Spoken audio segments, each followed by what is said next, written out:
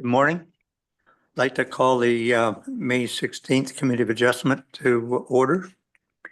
And I will just state that today's meeting is being live streamed and recorded on the Township of Muskoka Lakes website and YouTube channel.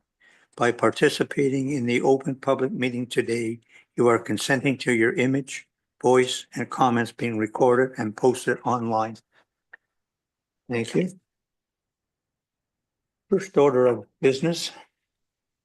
Moved by Member Brown, second by Member Stokes. Be it resolved that the Committee of Adjustment agenda dated May 16, 2025 be adopted. All those in favor? That's carried.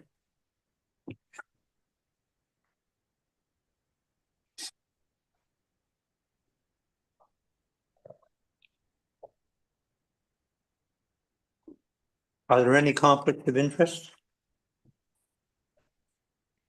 No?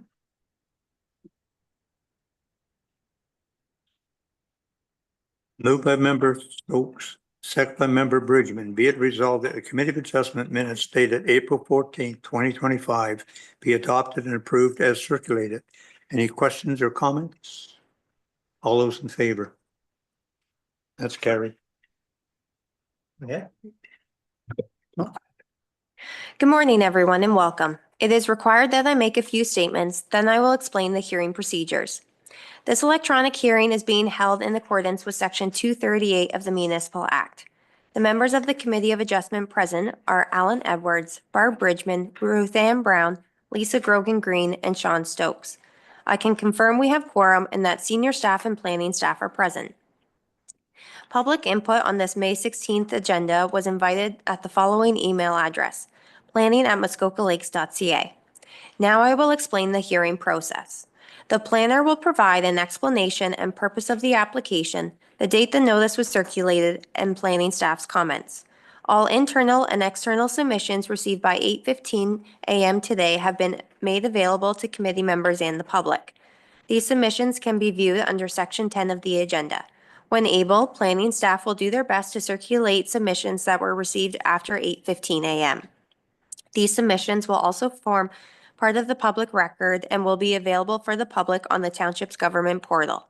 The planner will identify the source of each submission and whether it is in support or opposition to the application. Should committee members wish to view any submissions during the meeting, they may request that it be projected onto the council chamber screen to view. The committee will hear from the applicant or the applicant's agent if they wish to add any information or to substantiate their proposal. Please provide your name, mailing address, and postal code for our records. The committee will hear from those in support of the application and those in opposition to the application. Again, please provide your name, mailing address, and postal code for our records. Presentations are limited to 5 minutes unless otherwise permitted by the committee. If you are here to speak on an application electronically, please wait until after the planner presents the relevant application to raise your hand in Zoom. If you are here to speak on an application in person, when asked, please raise your hand, and when you are recognized by the chair, please approach the podium, turn on the microphone, and remain at the podium while you state your comments for recording purposes. The committee will hear from the applicant or the applicant's agent to respond to any questions or concerns raised. The committee will then have the opportunity to ask questions, have a debate on the application, and make a decision based on the information presented at the hearing.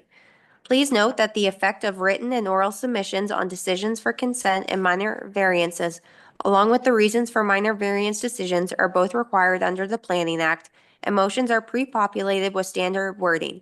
However, the committee may decide to add reasons and/or effects to the standard wording after voting on a decision. Motions have also been pre-populated with random movers and seconders to expedite the meeting. When it is time to vote, members shall physically raise their hand until the chair has confirmed the vote. If the vote is unclear, a verbal vote shall be recorded.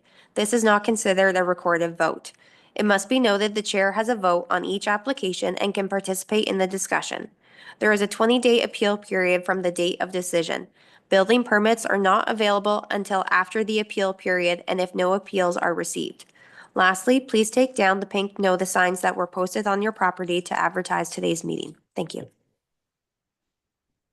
Thank you very much.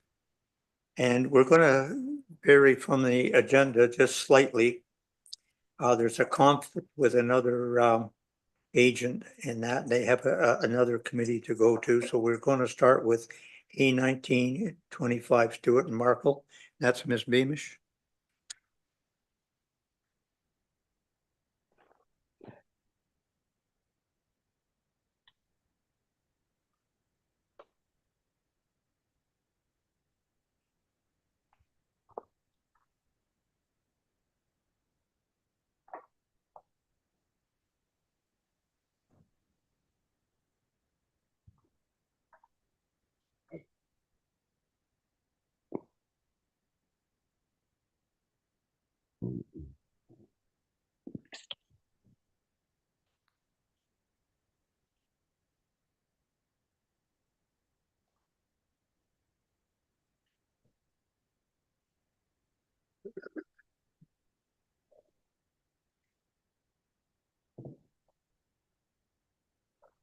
Thank you, Chair Edwards. The first application to be heard today is minor variance application A1925 in the name of Stewart and Markle. The subject lands are known municipally as 1011 Hamel Road, Unit 3. I would direct committee's attention to the submitted site plan on page 247 of the agenda package. The purpose and effect of the application is to construct a new detached garage. Notice of this public hearing under the Planning Act was circulated 24 days in advance of this meeting, and 3 comments have been received to date. Comments were received from Nick Snyder, the township's chief building official, stating no objection to the application.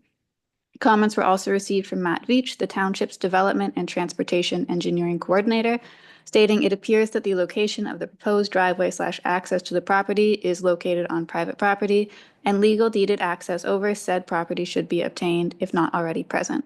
These private roads are not required to be constructed or maintained in accordance with township road standards. The Public Works Department does not review this type of access, and road access for emergency services may be limited and/or unavailable via the proposed roads. Comments were also received from Douglas Holland, the township's fire prevention officer, stating no objection, as well as the calculated fire response time, and recommending that the Fire Smart Homeowner's Manual be consulted to understand how treatments to the property influence wildfire spread. The requested variance is summarized as shown on the screen. This table was included in the circulation materials and can be found in the agenda package. Staff have prepared a detailed report for committee's consideration and have recommended that the application be approved, subject to the following condition: that a satisfactory site plan agreement be entered into and registered on title, along with securities for the retention of existing vegetation and plantings to retain and revegetate the shoreline buffer. Staff have no further comments and are happy to answer any questions from committee. Thank you. Thank you very much. And I believe we have the agent here and the owner.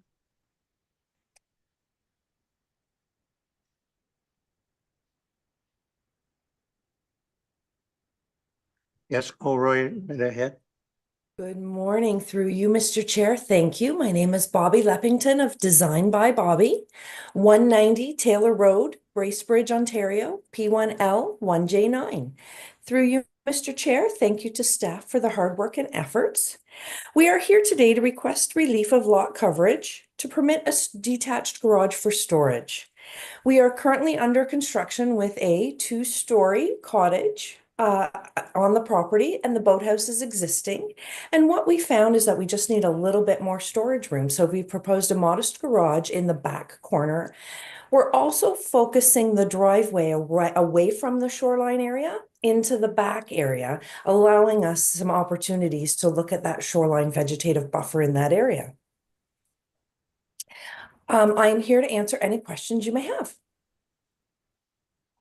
Thank you very much. Is there anyone else wishing to speak in support of this? Anyone in opposition to this? Or questions from the members? Art? Thank you, Chair Edwards. I just want to confirm the comment by Public Works about the right-of-way for the driveway or whatever that was. Has that been confirmed by our staff, or do we need to worry about it? You would like to, Through you, Chair Edwards, the cottage just gains access to their property off a private road, similar to many other cottage properties.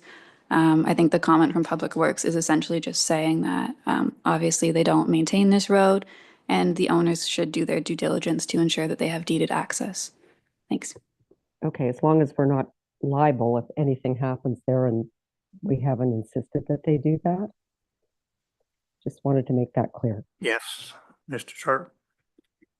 Through you, Chair Edwards, I suspect that there's likely many situations throughout the township where cottage properties are accessed by private road, in which those properties may not have legal deeded access. I think, as Ms. Beamish correctly pointed out, I don't think that I think it was more just flagging the consideration for the property owners. I don't think it affects this application. I think it's largely a private matter between the applicants and the property owner over which the driveway exists at this time. Thank you. So through you, Chair Edwards, thank you for that. I just thought it might be helpful for anybody listening in. Would it be possible just to shut those blinds back there? I'm getting just sunlight on that screen. I can't see the other one.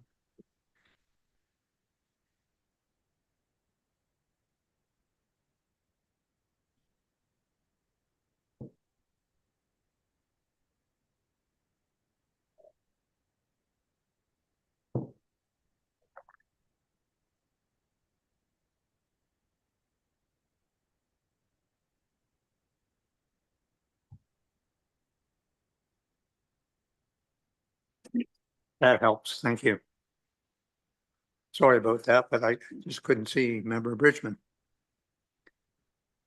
Moved by Member Bridgman, second by Member Grogan Green. Be it resolved that minor variance A 19/25 Stewart and Markle to construct a detached garage is hereby approved with the following variance being granted. 1, to permit a lot coverage of 2,340 square feet or 10.8% over the area of the entire lot. This variance is granted as shown on the plan attached to the notice of decision and is subject to the following condition. 1, that a satisfactory site plan agreement be entered into and registered on title along with securities for retention of existing vegetation and plantings to retain and revegetate the shoreline buffers.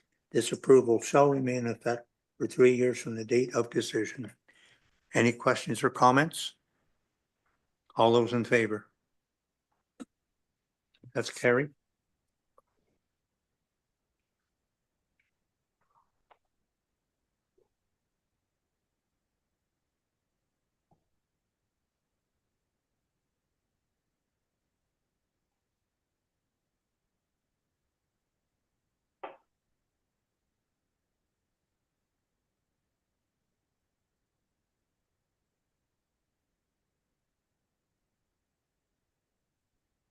And the next application is B 10, 11, 12, 25 ML and A 3125, and that is Ms. Beamish.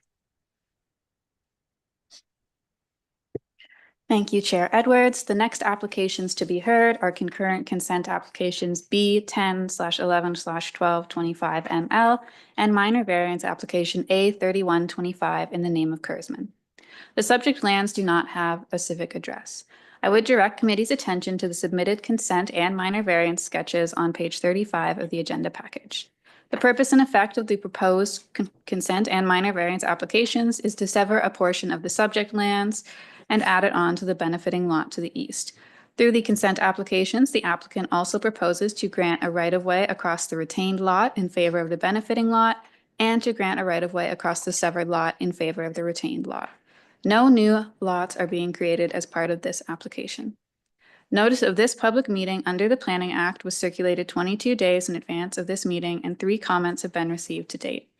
Comments were received from Nick Snyder, the Township's Chief Building Official, and Matthew Irving, Township Septic Inspector.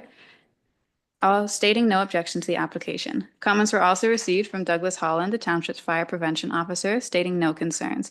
This is a water access only property. Estimated emergency response time cannot be properly calculated. The Fire Smart Homeowners Manual should be consulted to understand how treatments to the property influence wildfire spread. The proposed variance for the application is summarized as shown on the screen. This table was included in the circulation materials and can be found in the agenda package. Staff have prepared a detailed report for committee's consideration and have recommended that consent application B10/11/1225ML be approved, subject to the standard conditions of consent, and that a legal undertaking be submitted to confirm that the severed lot will merge in title to the benefiting lot upon registration of the transfer/deed, and that minor variance application A3125 be approved. Staff have also recommended that minor variance application A3125 be approved, subject to the following condition: that the portion of the dock noted as remains of old dock on the attached site plan be removed. Staff have no further comments at this time and are happy to answer any questions from committee. Thank you. Thank you very much, Ms. Beamish. And is the applicant or applicant's agent here wishing to speak on this? Yes. They come forward. Yes.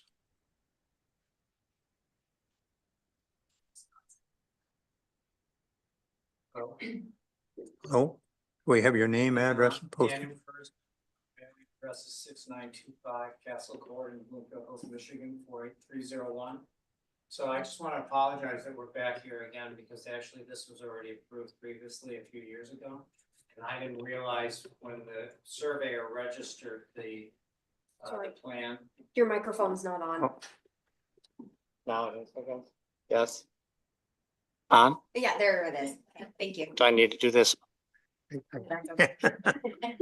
Anyway, I apologize, we're back.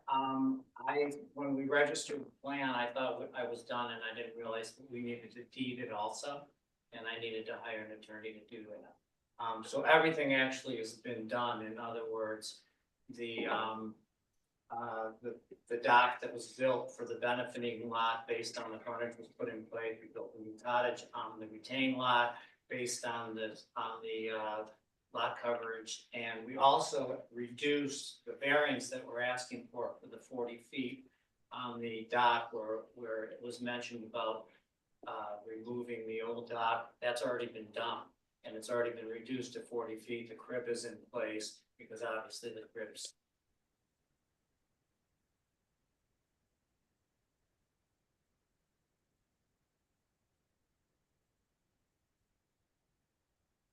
I have to ask, is there anyone else wishing to speak in support of this application? Anyone in opposition to this application? Other questions from the members?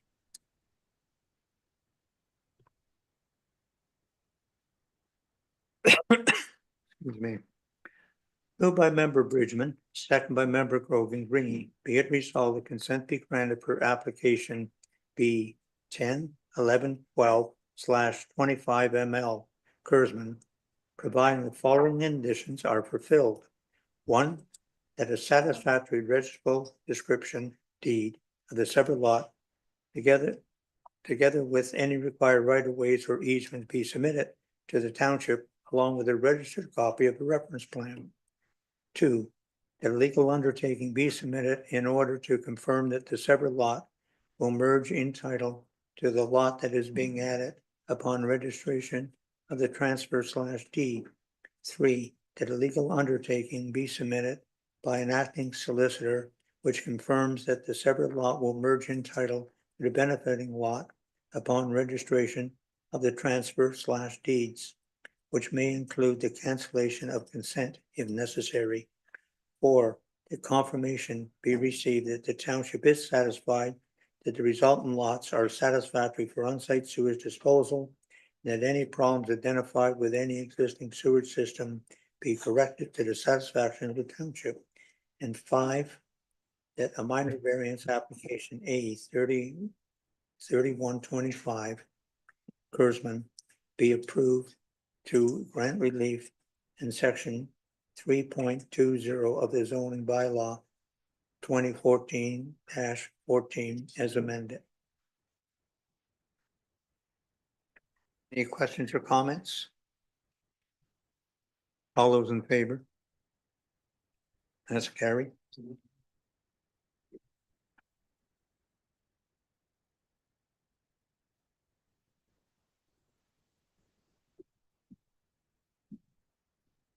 There's one more. Yeah. Okay, I know you, yes. No. Yes, Mr. Sharp? Thank you, Chair. I just wanted to clarify one point. I heard that Mr. KURZMANN had indicated that there was a feature on the property. It's what we're referring to as the remains of an old dock. That's how it's indicated on the survey. It looks like perhaps it's an old crib dock. And I'm hearing from Mr. KURZMANN that there may be a consideration related to that cribbing with respect to fish habitat. And I just wanted to clarify, there is a condition that the portion of that dock be removed. I think what we would be looking for in this case is just that the wooden boards be removed off of Okay, that but the cribbing- cribbing, but the cribbing could remain in place. So I just wanted to clarify that going forward so that there's no uncertainty around what that condition entails. Okay. Okay, thank you. Would you like to? No, there's no correct it? need, There's I no don't need think for to that? change Okay. anything. I just wanted to, again, just clarify it more so for Mr. KURZMANN than anything. Okay, Thank you. okay. So moved by member Hogan Green, second by member Brown. Be it resolved that minor variance application A 3125 KURZMANN to recognize an existing dock is hereby approved with the following variance being granted. One, to permit consent/severance application B 1025 ML KURZMANN to be finalized, resulting in a reduction of the frontage on the lot containing an overwidth dock. This variance is granted as shown on a plan attached to the notice of decision and is subject to the following condition. One, that a portion of the dock noted as remains of old dock on the attached site plan be removed. This approval shall remain in effect for 3 years from the date of decision. Any questions or comments? All those in favor? That's carried. Now you may go and enjoy your long weekend. Thank you again. You're welcome.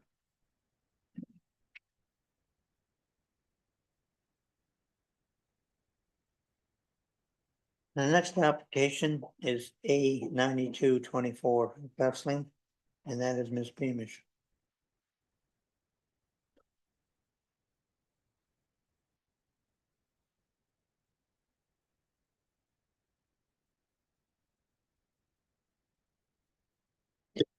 Thank you, Chair Edwards. The next application to be heard is minor variance application A 9224 in the name of GLESSING.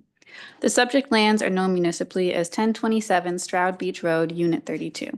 I would direct committee's attention to the submitted site plan on page 56 of the agenda package. The applicants are proposing to construct a sleeping cabin with an attached sun deck. Notice of this public hearing under the Planning Act was circulated 24 days in advance of this meeting, and 4 comments have been received to date. Comments were received from Nick Snyder, the township's chief building official, stating no objection, and to please note that the cottage and deck encroach into an open original shore road allowance. If any work is proposed to the cottage or deck, purchase of the original shore road allowance will be required prior to the issuance of a building permit. Comments were also received from Matt Veach, the township's development and transportation engineering coordinator, stating no objection. Comments were also received from Douglas Holland, the township's fire prevention officer, stating no objection, as well as providing the calculated fire response time and recommending that the Fire Smart Homeowner's Manual be consulted to understand how treatments to the property influence wildfire spread. Finally, a letter of objection was received from Rod, Melanie, and Paul Dixon, the owners of the easterly abutting property. This letter states concerns related to the proposed location of the sleeping cabin within the easterly side yard setback, the potential encroachment of users of the sleeping cabin onto their property, and potential noise considerations. This letter also states that there may be potential to place the sleeping cabin on the lot in full compliance with the bylaw. This letter can be read in full in section 10 of the agenda package. The proposed variances are summarized as shown on the screen. This table was included in the circulation materials and can be found in the agenda package. Please note that the applicant has recently provided information stating the correct measurement of the setbacks. The setbacks of the sleeping cabin and sun deck were originally indicated as 4.5 feet and 9.5 feet respectively from the easterly side lot line. The updated setbacks provided by the applicant now state that the sleeping cabin and sun deck are 8.5 feet and 13.5 feet from the easterly side lot line. Staff have prepared a detailed report for committee's consideration and have recommended that the application be approved and that the recommendation be updated to reflect the revised setbacks recently provided. Staff will ensure that an updated site plan showing the correct values of the setbacks will be included with the notice of decision. Staff have no further comments at this time and are happy to answer any questions from committee. Thank you. Thank you very much, Ms. Beamish. And is the applicant or applicant's agent here with to speak on this? Yes, please. Okay.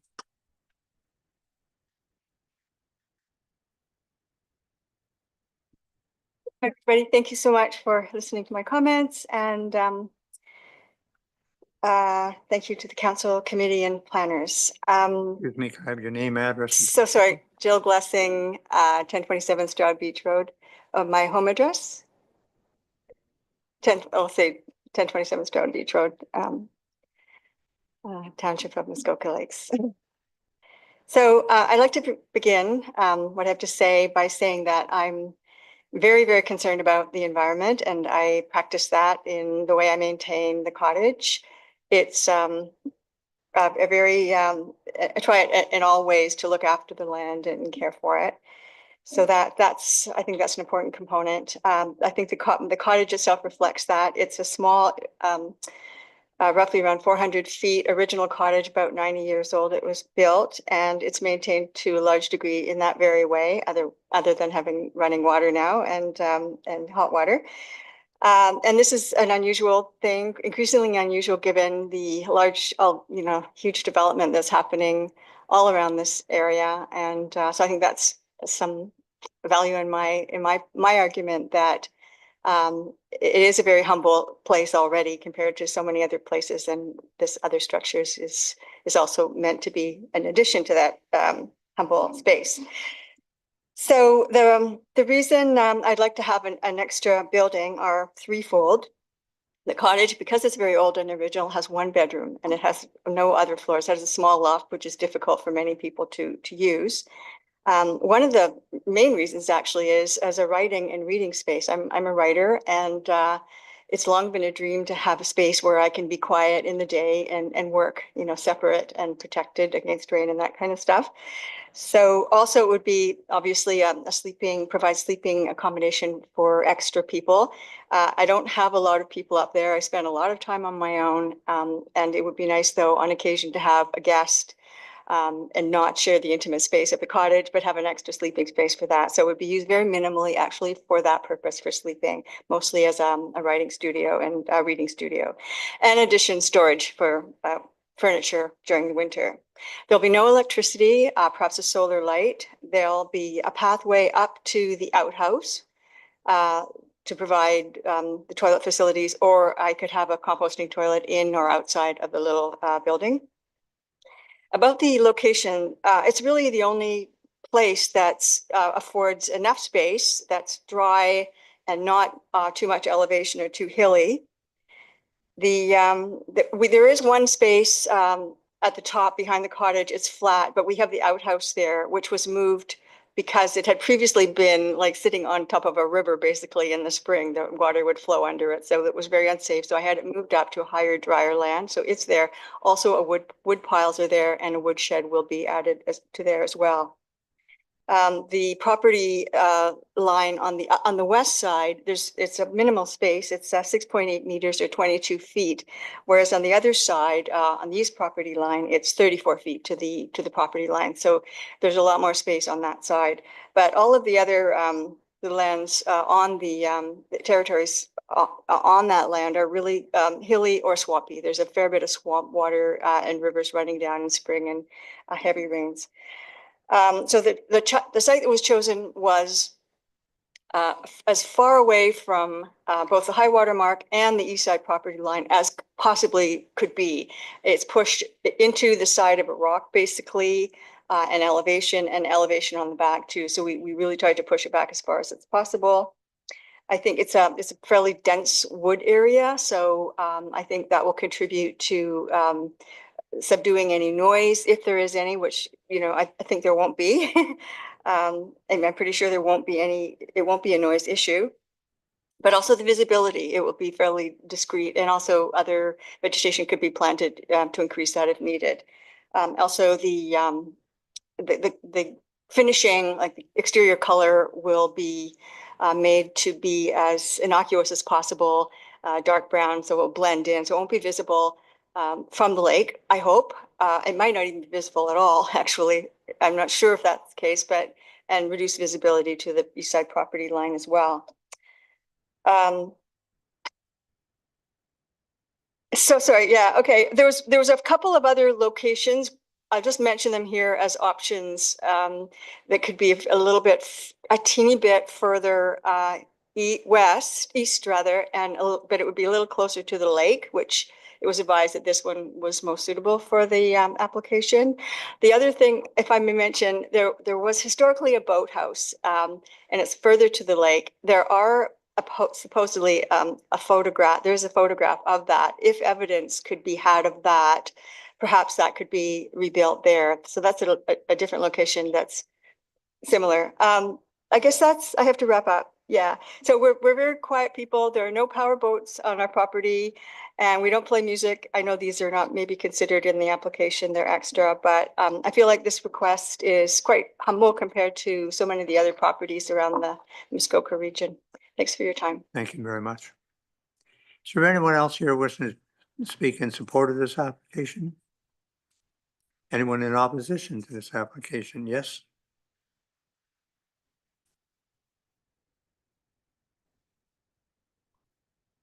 You could have your name, address, postal code, please.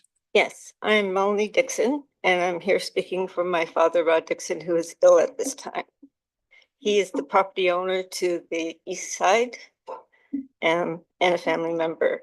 The address is 2191 Aspen Road, Utterson, Ontario, POB 1MO. Thank you for taking time to listen to us today. I am Melanie Dixon, the daughter of Rod Dixon, the owner of the property east of proposed site. I am sorry I cannot be here today due to an emergency medical health treatment of my own. This variance issue is of the utmost importance to me and my family, and I know that there is better options that make more sense. As already stated, Ms. GLESSING has a perfect spot. I was wondering if we could go back to the site map. Is that possible?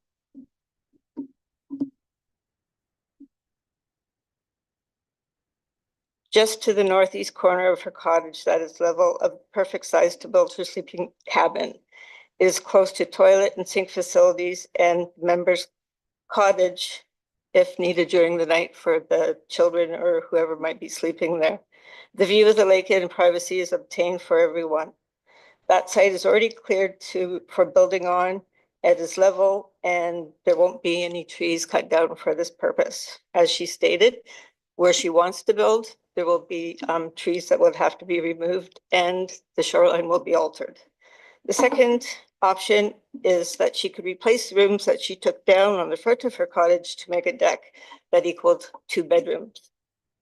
These rooms could be ideal for sleep office studio with optimal high view of the lake that she is looking for. In the spring, when there is heavy rainfall, the decline off the rocks and drainage on the proposed site, the drainage comes down the hill and makes underground rivers and erosion that goes right through the proposed site and down onto the beach and the lake. The land at the best is marshy and soft, and erosion and can falter, which is one of the reasons why my brother was not allowed to build on that side of the property and had to build on the east side of our land.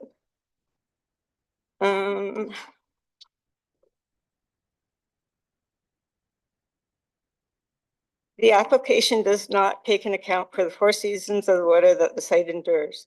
It does not respect the property natural line of water and the lake, and that is the reason we must all abide. I still oppose the new proposed sites And as you can see, it's not to scale.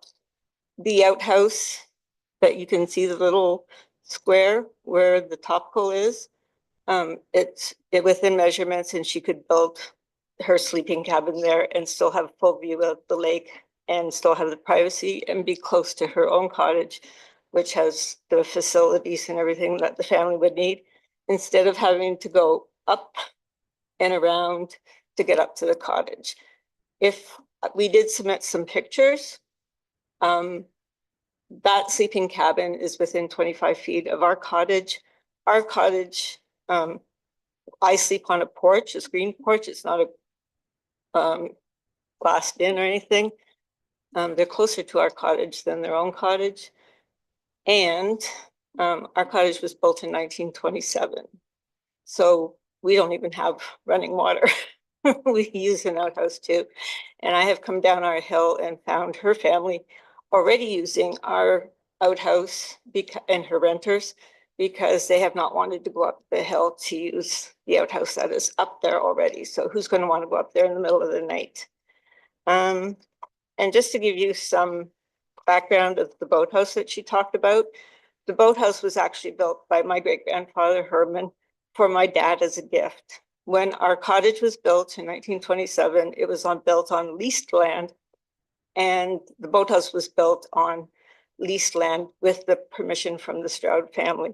It was not built for the Glessings. It was built for my dad as a gift because he was a milk runner in his teenage years. The picture that Miss Glessing is referring to is my dad standing in front of the boathouse, which I have brought today for her.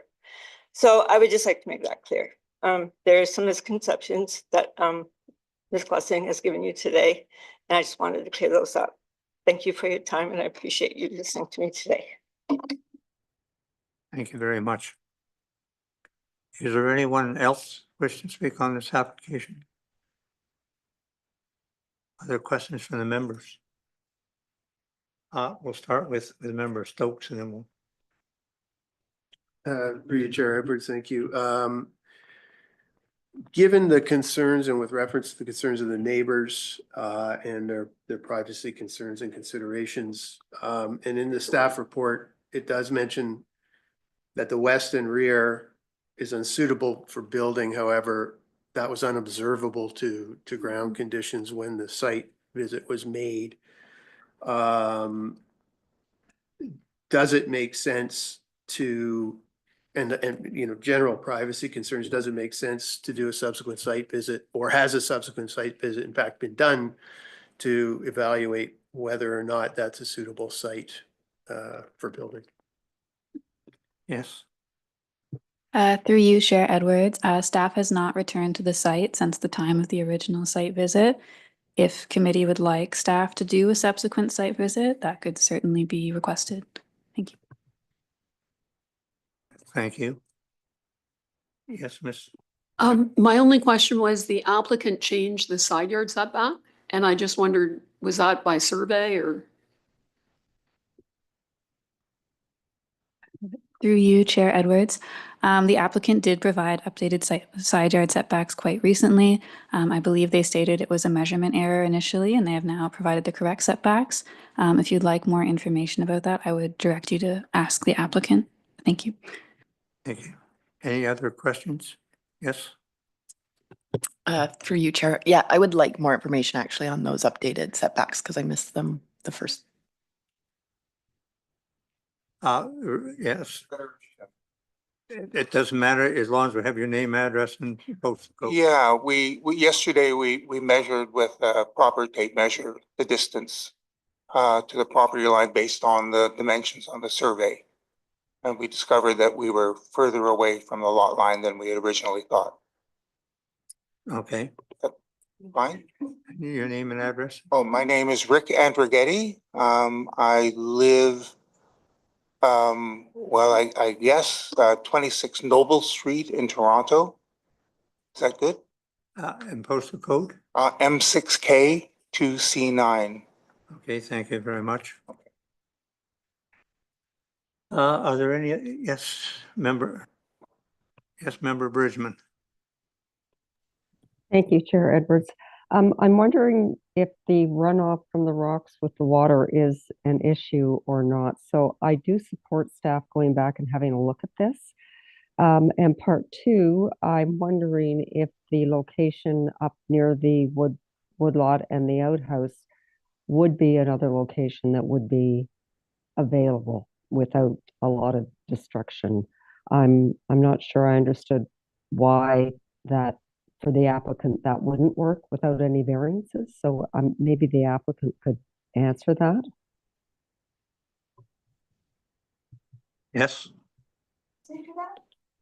Yeah, so as I mentioned, the other dry area that's flat does have the outhouse and wood piles, and a wood shed will be there. That's really the only flat place, the one that Melanie mentioned. So it is already have things there. It can't really put another building on top of that. There's no way you can put the outhouse anywhere else because it is all uneven land and water, rivers drain under it. So as much as it is a good site, and we used to have an ice house actually on that site, so it is a good spot for sure. But it has these other important, necessary, I think, buildings on it or structures on it. Does that answer the question? thank you. In terms of runoff, as far as I've never seen runoff come down that particular spot, it comes down to other spots. But I think maybe another site visit would be useful in the spring, in this weather.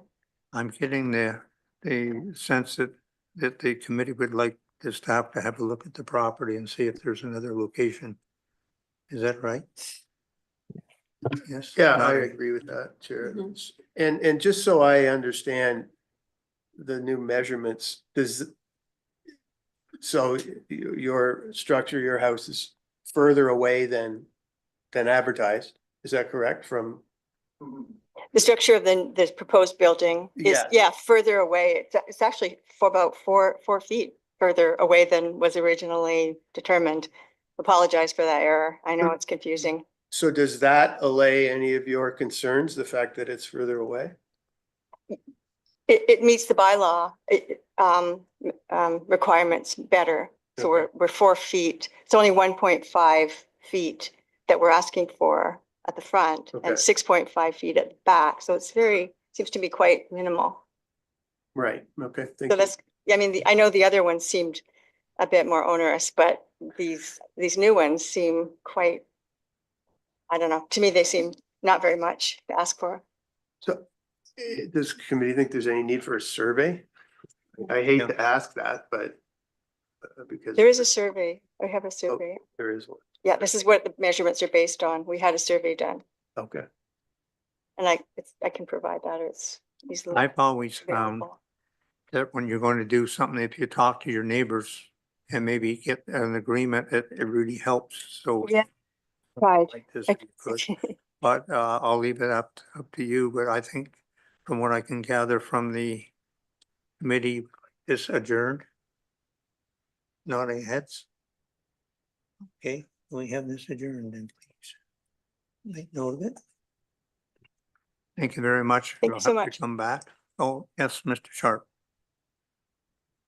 Thank you, Chair. Just for my clarification and just to confirm my understanding, essentially the deferral is for another site visit by staff to evaluate the terrain constraints on the property and determine if there's another suitable development envelope. Okay. And that, yes, because, you know, like sometimes people want something, but maybe there is a way to keep it within our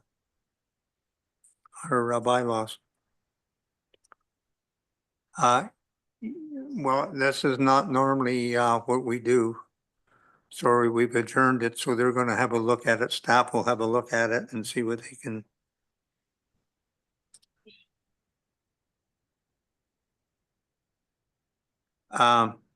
Yes. Mr. Sharp, is that allowed?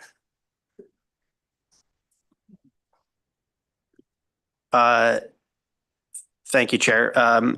Essentially, you know, when an application is submitted, that the property owner is signing off that staff can visit the property. We're not opposed to the property owner or others joining us for that site visit, provided the property owner is in agreement with those who may be attending the property. We're always willing to have a conversation with people that are involved, but that would be my only comment in this case. Thank you. Thank you very much, Mr. Sharp.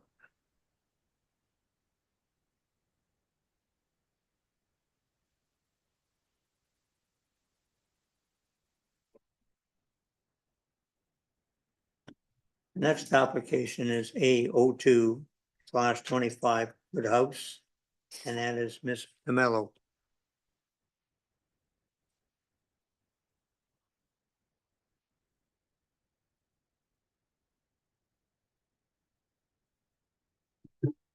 Thank you, Chair Edwards. The next application to be heard is minor variance application A0225 in the name of Woodhouse.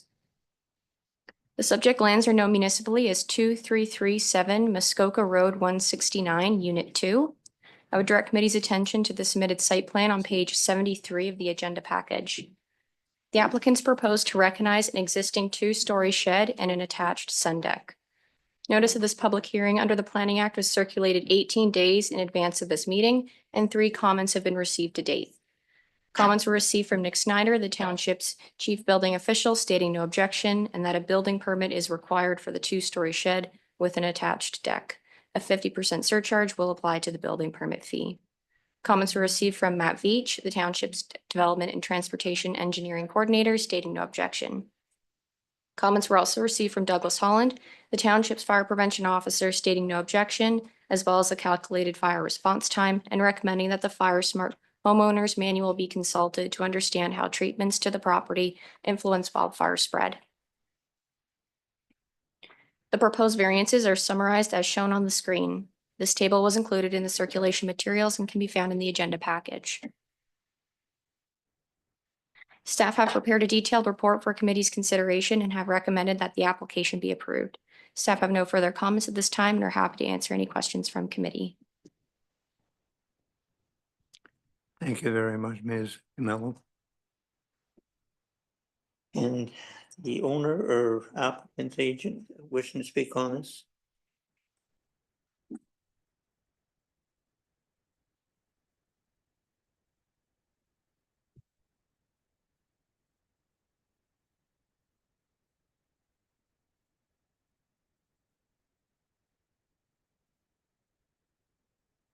Online.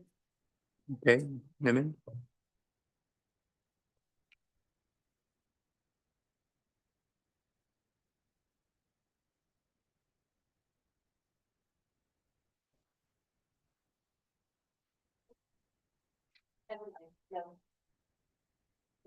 Don't want to talk? Okay, any questions from the members? Yes. Through you, Chair Edwards. Given that the shed was built without a building permit and, you know, that it does have an attached deck, I just wanted to confirm that staff was comfortable that that is not in any way sleeping accommodation, and I understand that there's the ability to have one dwelling and one sleeping cabin per lot. And is there any need for that designation or the terminology for that building to be adjusted in case they want to come back and build a sleeping cabin on the property in future? Through you, Chair Edwards, I did confirm with the property owner that the intended use of the shed was for storage purposes. I didn't see inside the shed, but they've indicated to me that it's to be for storage. There currently is only one dwelling on the property. There isn't a sleeping cabin. So should they wish to convert that to a sleeping cabin in the future, they would need to submit a building permit to change that use of the building. I don't know if anyone else has any issues with evaluating the layout of it and seeing what it is in fact used for, but I'm fine with staff's recommendation. It's more of just a question and comment.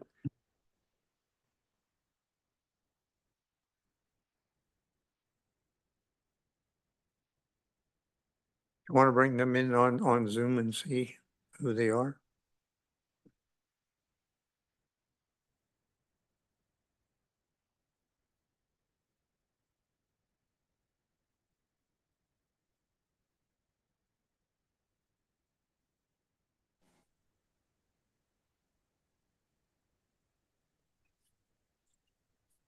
Oh, good morning. Can you hear us? Yes, we can. Yes. Okay. Sorry we couldn't be there in person. We had a commitment, but thank you for having the Zoom option for us. If we could have your name, address, and postal code, please. Paul and Laurel Woodhouse, 2337 Muskoka Road, 169, Unit 2, P1P, 1R2. Okay, you have 5 minutes. Okay. I guess if you have any questions for us, we're willing to answer. It is for storage. When we built the house originally, we were hoping to have a crawl space, and that failed. And so we lacked storage space. So the upstairs is definitely, it's not for sleeping. There's no bathroom, no running water. The down is for my ATV and tools. This really is for to give us extra storage to keep the place tidy. It got built early because the original permit was provided to our builder, and it was that COVID time, and the site plan went in with it's going to be a garage. We downscaled. We thought the permit went through for both. They pulled out the minor variance side.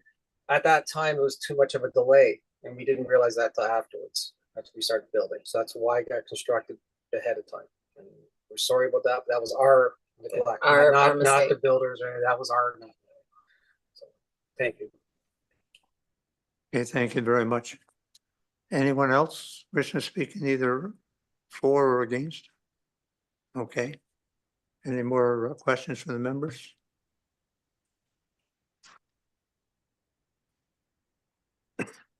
Moved by member Stokes, second by member Bridgman.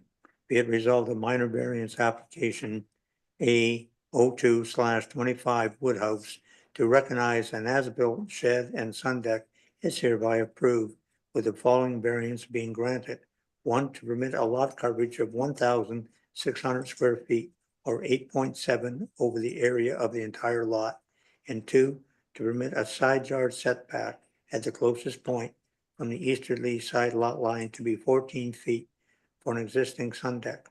These variants are granted as shown on the plan attached to the notice of decision. This approval shall remain in effect for 3 years from the date of decision. Any questions or comments? All those in favor? That's carried.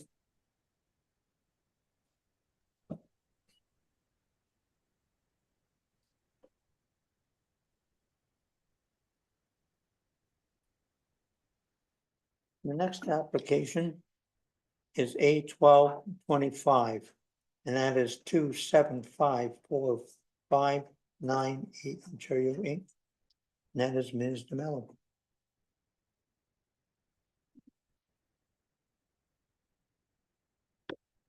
Thank you, Chair Edwards. The next application to be heard is minor variance application A-1225 in the name of 2754598 Ontario Inc.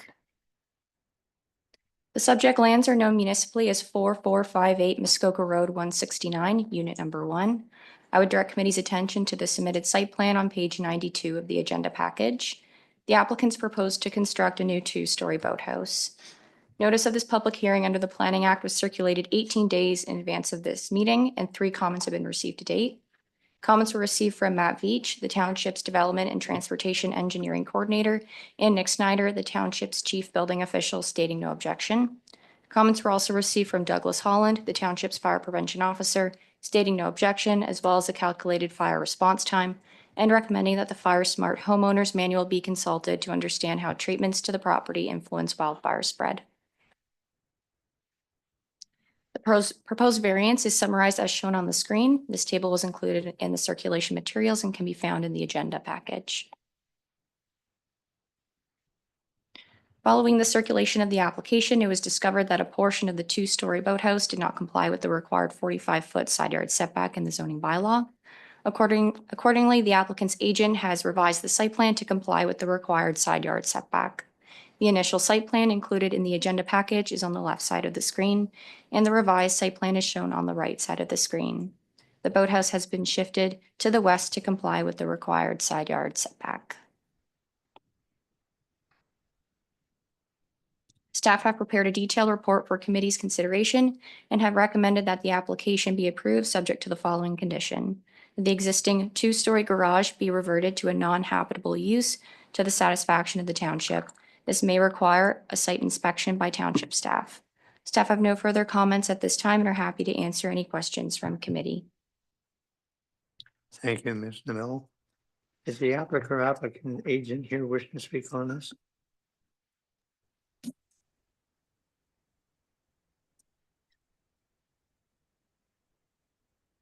Hi, good morning, members. Can you hear me?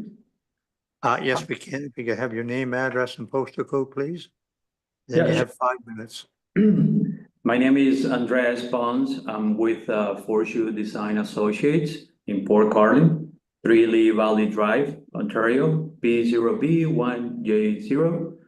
I'm here to represent our client 2754598 Ontario Inc. with their minor variance application. We've read the report and want to thank staff for the recommendation. And we've also read the condition. And I just want to let you know that we are in agreement. Please let me know if you have any questions. I'm here to answer any concerns that you might have. Thanks. Thank you very much. Is there anyone else wishing to speak in support of this application? Anyone in opposition to this application? Are there questions from the members?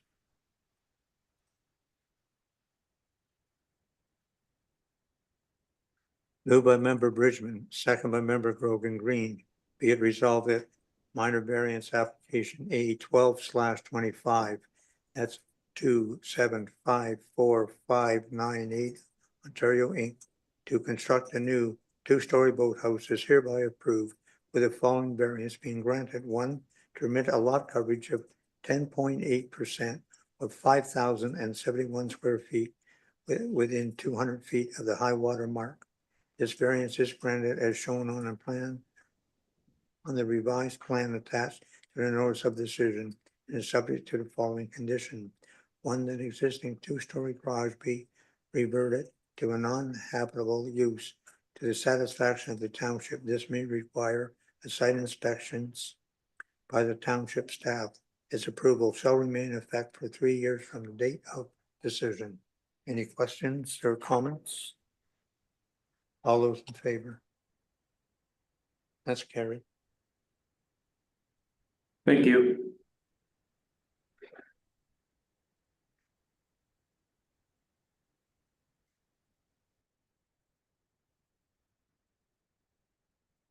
And the next application is A1525, and that's Ms. DeMello.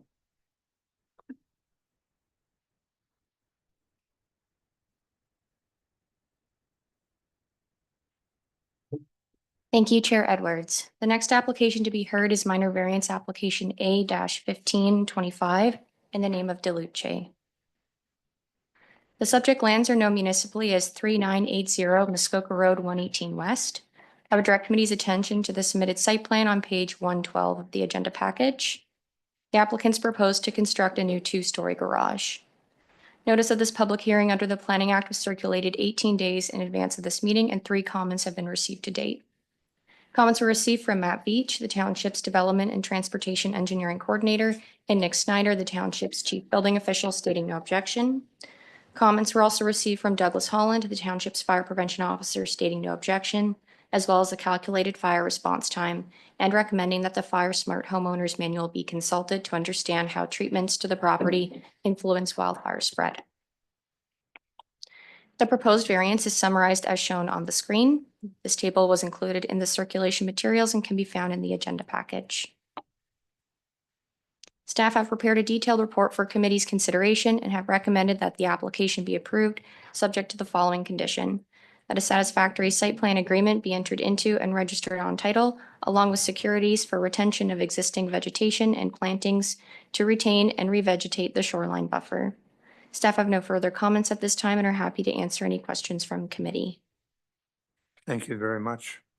Is there any, the applicant or applicant's agent wishing to speak on this? Yep. Yes, sir. Good morning, committee, and through you, Chair Edwards. My name is Ryan Lloyd, planner with Planscape, 104 Kimberley Avenue, Bracebridge, Ontario, P1L 1Z8. I'm here today to represent Mr. and Ms. DeLuce of 3980 Muskoka Road 118 West. Thank you for the opportunity, and thank you for staff for all of their help and the supportive recommendation today. Today's application will permit a total of 11% coverage within 61 meters of the shoreline to allow the replacement of a property garage, representing an additional coverage of about 58 square meters or 625 square feet. I agree with staff that today's proposal meets the 4 tests of a minor variance and respectfully request committee to approve today's application. Happy to take any questions. Thank you very much. Is there anyone else here wishing to speak in support of this application? Anyone in opposition to this application? Other questions from the members? Seeing none. Moved by member Grogan Green, second by member Brown, and be it resolved that minor variance application E15/25 DELUCE to construct a new 2-story garage is hereby approved with the following variance being granted. 1, to permit a lot coverage of 6,625 square feet or 11% within 200 feet of the high water mark. This variance is granted as shown on the plan attached to the notice of decision and is subject to the following condition. 1, that a satisfactory site plan agreement be entered into and registered on title, along with securities for retention of existing vegetation and plantings to remain and revegetate the shoreline buffer. This approval shall remain in effect for 3 years from the date of decision. Any questions or comments? All those in favor? That is carried.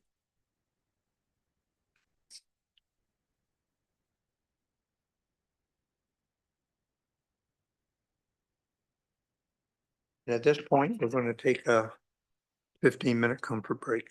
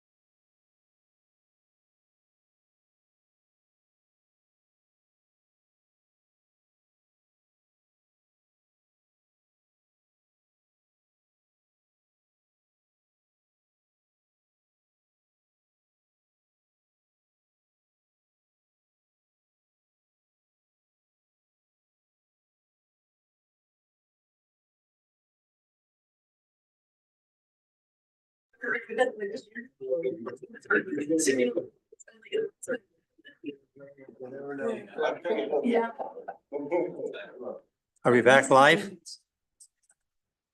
Okay. We'll call the meeting back to order. And that one here. Yeah. Next one is A 1625 Brophy. And that's Ms. DeMello again.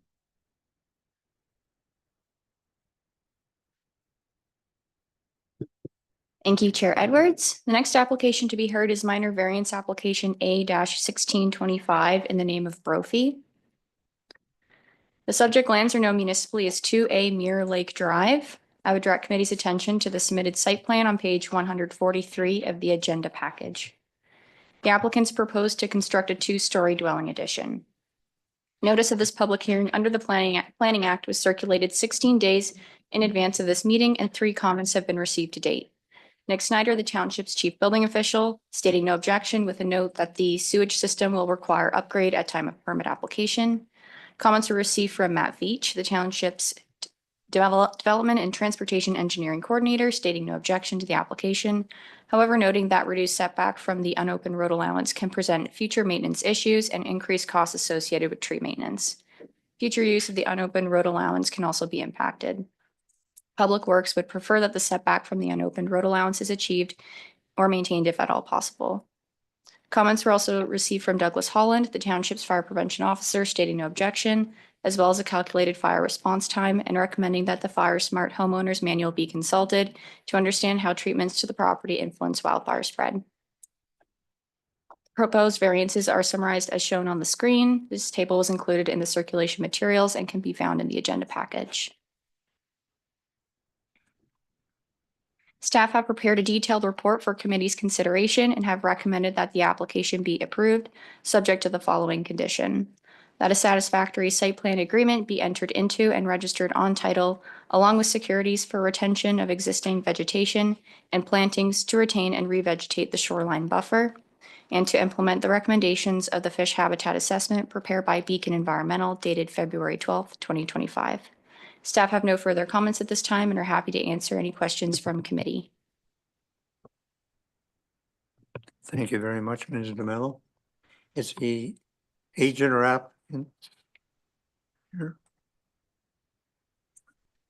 Yes, good morning, Chair Edwards. Stephen Fowler, Northern Vision Planning Limited, 109 Meadow Heights Drive, Bracebridge, Ontario, P1L184.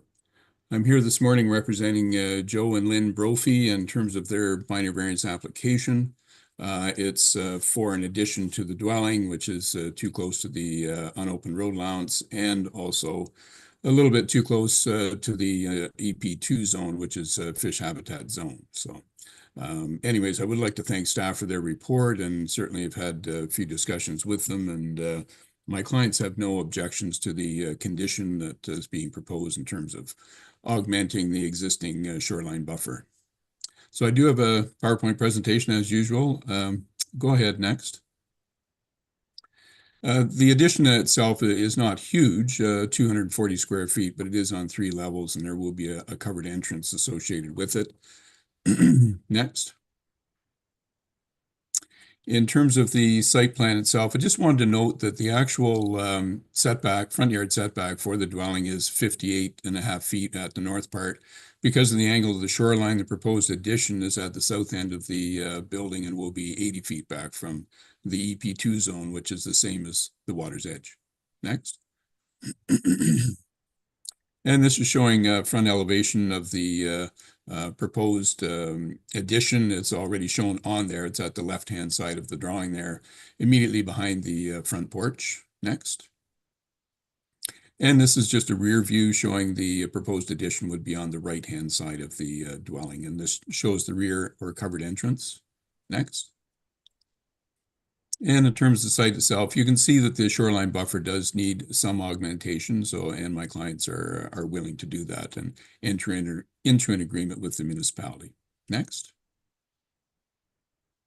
And this is just showing the unopened road allowance. It is heavily treed. There are some steep slopes. It does take drainage down through it as well. And I would also note too that actually my clients have been responsible for some of the tree maintenance in there for anything that's fallen down, etc., and has been in touch with the township in the past about this road allowance. Next. And this is just showing the buffer on the would be the north side of the dwelling. It's quite dense to the property to the north. Next. And again, you can see, that there could be some augmentation of the buffer here. And again, that's looking towards the unopened road allowance, which is heavily treed. Next. And this is just a view down from the front of where the addition would be. Next. And this is showing where the addition is going to go. That one tree that's there will likely have to be removed, but that will be the only tree that will have to be removed for construction. Next. And this shows where the proposed addition is going to go. This is the exact location. Next. And this is just showing across the unopened road allowance to the neighboring dwelling, which is about 120 feet away to the south. Next. And this is showing it in the fall where you can barely see that dwelling. Really, this is taken from the same point. Next. And this is just showing from the rear and the garage. And again, the unopened road allowance is off to the right in this particular case. Next. So we did have a fish habitat assessment done by Beacon Environmental, and I will talk about that briefly in a moment. Next. And certainly the dwelling is located well above the floodplain of Mirror Lake, and most of it is actually beyond 66 feet from the shoreline. The existing buffer will not be changing, and again, we're willing to augment that. Next. There's a criteria in the township official plan, which in my opinion has been satisfied. And the side yard setback, in my opinion, is minimal. The fish habitat assessment found that the fish habitat factor was really more typical of type 2 or general, and there are a number of recommendations for mitigation. Next.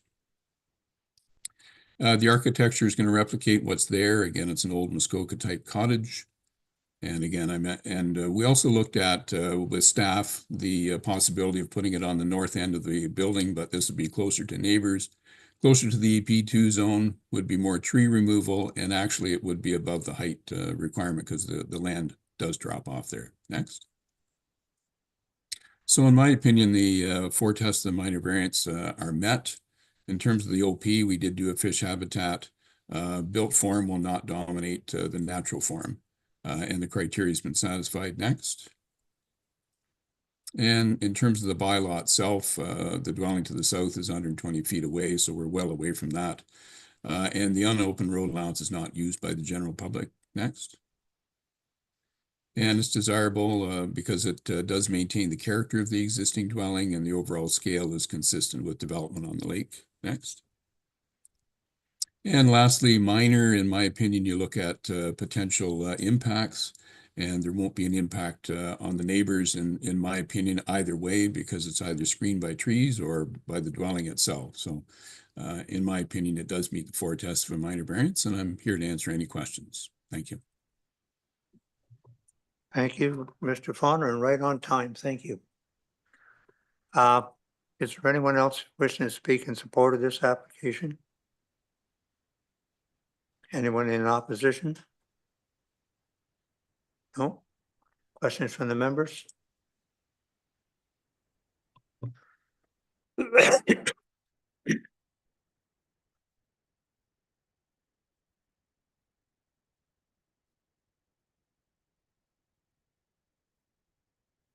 Excuse me. Move by member Brown, second by member Stokes. Be it resolved that minor variance application A 16/25 Brophy to construct a 2-story dwelling addition is hereby approved, with the following variances being granted. 1, to permit a 2-story dwelling addition to be set back 17 feet from the lot line abutting an unopened road allowance. 2, to permit a 2-story dwelling addition to be set back 17 feet from the southerly exterior side lot line. And 3, to permit a 2-story dwelling addition to be set back 79 feet from an environmental protected EP2 zone. These variances are granted as shown on the plan attached to the notice of decision and are subject to the following condition. One, that a satisfactory site plan agreement be entered into and registered on title along with securities for retention of existing vegetation and planting to retain and revegetate the shoreline buffer and to implement the recommendation of the fish habitat assessment prepared by Beacon Environmental dated February 12th, 2025. This approval shall remain in effect for 3 years from the date of decision. Any questions or comments? All those in favor? Anyone opposed? I missed part of it. Locked up there. Oh, she locked up.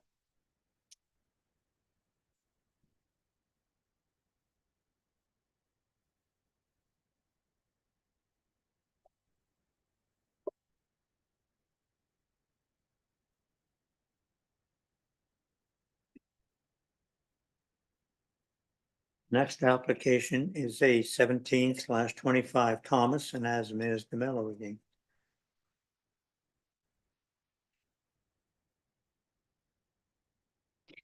Thank you, Chair Edwards. The next application to be heard is minor variance application A-1725 in the name of Thomas. The subject lands are known municipally as 1009 Old Bala Road. I would direct committee's attention to the submitted site plan on page 232 of the agenda package. The applicants propose to recognize 2 as-built sun decks and an as-built dock. Notice of this public hearing under the Planning Act was circulated 17 days in advance of this meeting, and 3 comments have been received to date. Comments were received from Nick Snyder, the township's chief building official, stating no objection and that a building permit amendment application is required. Comments were received from Matt Beach, the township's development and transportation engineering coordinator, stating no objection. Comments were also received from Douglas Holland, the township's fire prevention officer, stating no objection, as well as a calculated fire response time and recommending that the Fire Smart Homeowners Manual be consulted to understand how treatments to the property influence wildfire spread.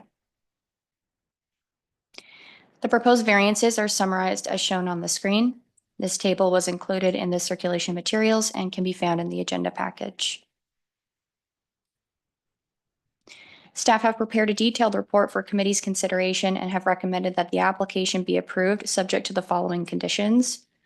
1, that a portion of sun deck number 1 located within the easterly side lot line be removed to achieve an 11-foot side yard setback at the closest point from the easterly side lot line, consistent with the setback of sun deck number 2. 2, that the existing woodshed identified on the submitted site plan be removed or brought into compliance with the applicable zoning requirements. 3, that the propane tank on the road allowance associated with Old Bala Road be removed and relocated in compliance with applicable zoning requirements and any applicable requirements of the Technical Standards and Safety Authority, or if the applicant opts not to relocate the tank, that it be removed. And 4, that a satisfactory site plan agreement be entered into and registered on title along with securities for the retention of existing vegetation and plantings to retain and revegetate the shoreline buffer. Staff have no further comments at this time and are happy to answer any questions from committee. Thank you very much, Mr. Miller. Is the agent or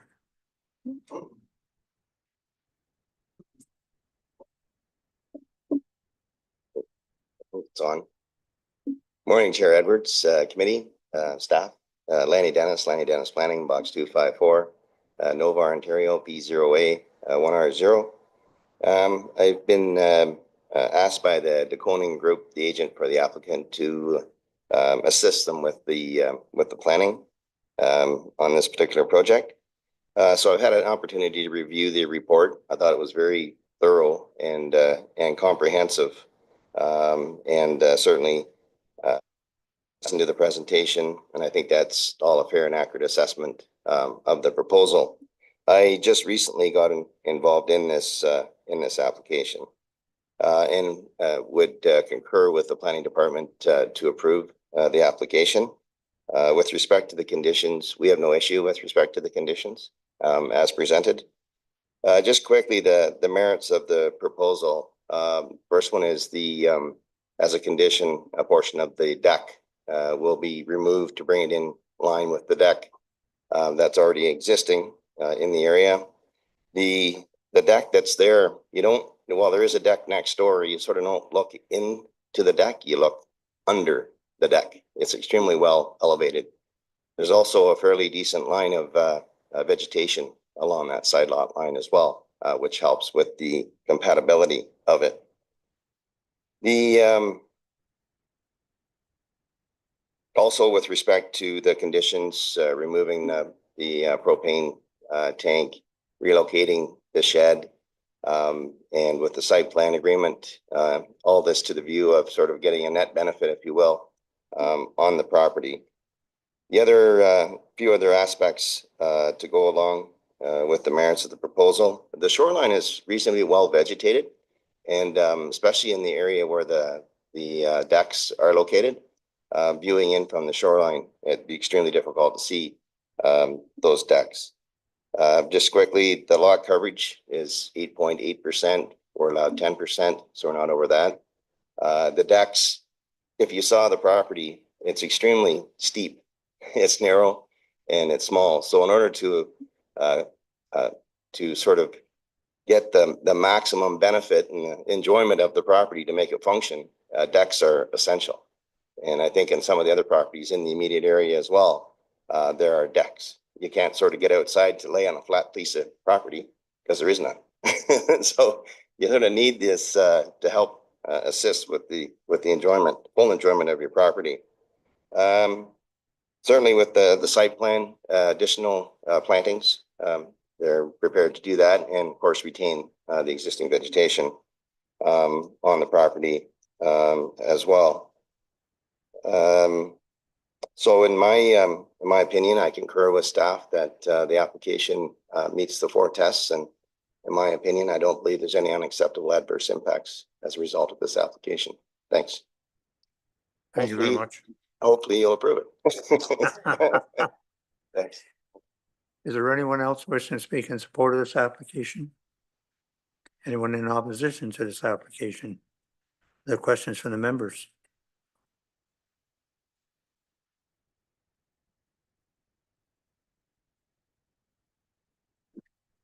Moved by member Stokes, second by member Bridgman. Be it resolved that minor variance application A17/25, Thomas, to recognize an as-built sun deck 1 and sun deck 2, an as-built dock is hereby approved with the following variance being granted: 1, to permit an as-built sun deck 1 and sun deck 2 on an undersized lot, to permit a sun deck 1 to be set back 11 feet at the closest point from a easterly interior side lot line. 2, to permit a sun deck 1 to be set back 36 feet at the closest point from the high water mark. 4, to permit a sun deck 2 to be set back 10.5 feet from the closest point from the easterly interior side lot line. And 5, to permit a maximum cumulative dock width of 28.5 feet. These variants are granted as shown on the plan attached to the notice of decision and are subject to the following conditions.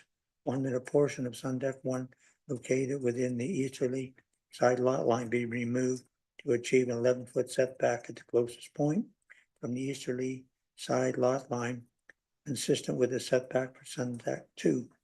And 2, that the existing wood shed identified on the submitted site plan be removed or brought into compliance with the applicable zoning requirements. And 3, that the propane tank on the road allowance associated with Old Ballard Road be removed and relocated in compliance with the applicable zoning requirements and any applicable requirements of the Technical Standards and Safety Authority, TSSA, or if the applicant opts not to relocate the tank, that it be removed. And 4, that a satisfactory site plan agreement be entered into and registered on title along with securities for the retention of existing vegetation and plantings to remain and revegetate the shoreline buffer. This approval shall remain in effect for 3 years from the date of decision. Any questions or comments? All those in favor? That's carried.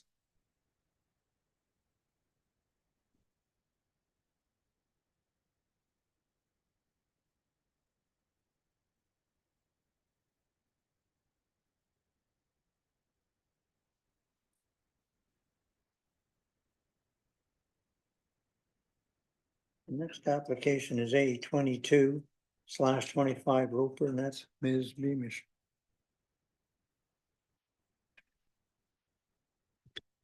Thank you, Chair Edwards. The next application to be heard is minor variance application A2225 in the name of Roper. The subject lands are known municipally as 1532 Mortimer's Point Road, Unit 18. I would direct committee's attention to the submitted site plan on page 267 of the agenda package. The applicants are proposing to construct an oversized sun shelter. Notice of this public hearing under the Planning Act was circulated 23 days in advance of this meeting, and 6 comments have been received to date. Comments were received from Nick Snyder, the township's chief building official, and Matt Veach, the township's development and transportation engineering coordinator, stating no objection. Comments were also received from Douglas Holland, the township's fire prevention officer, stating no objections, as well as providing the calculated fire response time, and recommending that the Fire Smart Homeowner's Manual be consulted to understand how treatments to the property influence wildfire spread. 3 letters of support were also received from area property owners Jerry and Fiona Lecurker, Alan Goldstein and Michelle Gild Goldstein, and Nancy Nobrega, all stating no objection to the application. These letters can be read in full in section 10 of the agenda package. The proposed variance is summarized as shown on the screen. This table was included in the circulation materials and can be found in the agenda package. Staff have prepared a detailed report for committee's consideration and have recommended that the application be approved. Staff have no further comments at this time and are happy to answer any questions from the committee. Thank you. Thank you very much, Ms. Beamish. Is the applicant asking his agent here? Yes, this is Jim Roper, 26 Bywood Drive in Etobicoke, M9A 1L8. Good morning, Chair Edwards, committee members, and planning department. The request is for our cottage located at 1532 Mortimer's Point Road, Unit 18, and we're looking to build a shelter to enjoy the summer afternoons at the dock. Staff have been very helpful, and they've covered all important points, but if you have any questions, I'm happy to field them. Thank you very much, Mr. Roper. Is there anyone else wishing to speak in support? Anyone in opposition? Questions from the members? Seeing none. Moved by member Grogan Green, second by member Byrne. Oh, I'm sorry. That's okay, Chair Edwards. It's really hard when I'm remote. I know. We're moving like I just have a couple the of ship comments. must be listening. I'm not on the ship yet. Oh. Soon. I just have a couple of questions here, and it's a theme I'm noticing, and this is to planning staff, is that when we're talking about one structure, it's compared in size to other structures. But I thought this was all about usage, because I know this is talking about acting as a boat port.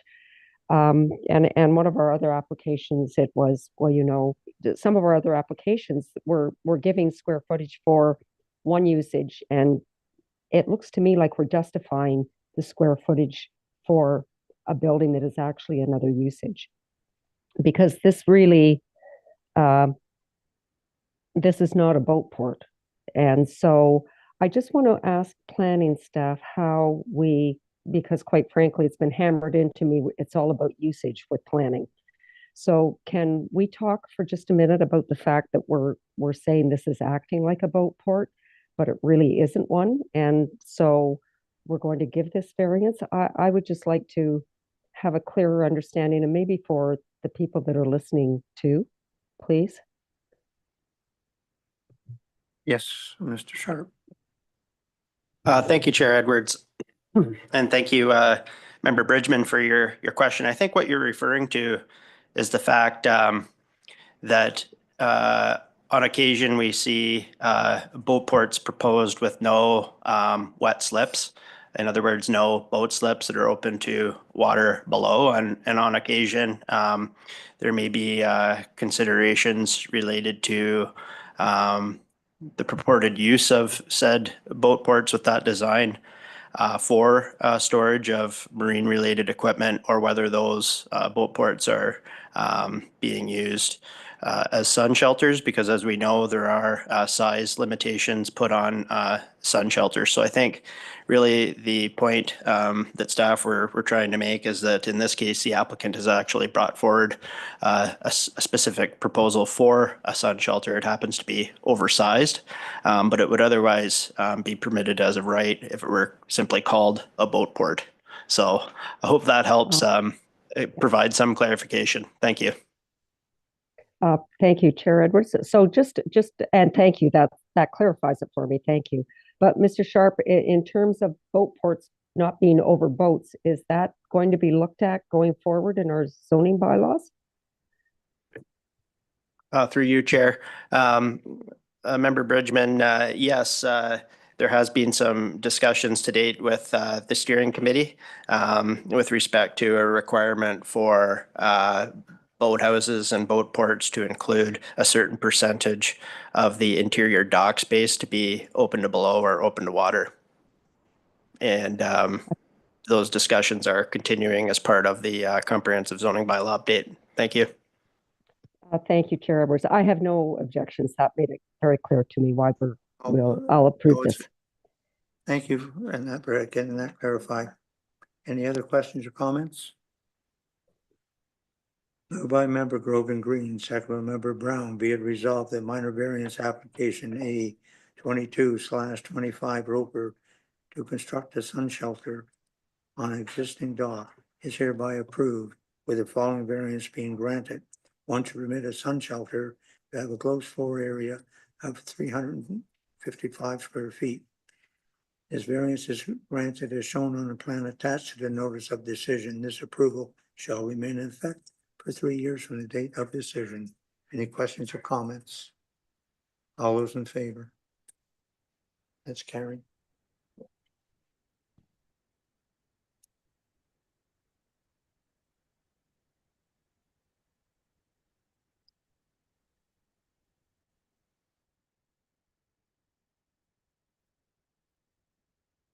Next application is A 23/25, and that's Ms. Beamish.